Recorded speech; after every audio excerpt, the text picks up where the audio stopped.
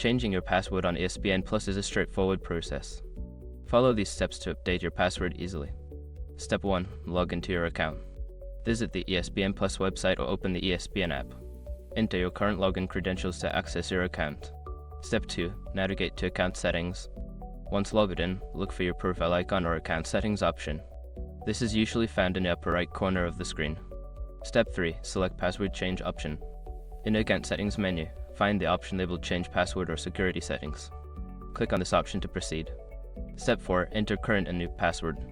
You will be prompted to enter your current password followed by your new password. Make sure your new password meets the required criteria for security. Step 5. Save changes. After entering your new password, click on the Save or Submit button to confirm the changes. You should receive a confirmation message indicating that your password has been successfully updated. Now you can log into your ESPN Plus account using your new password. Remember to keep your password secure and change it regularly for better security.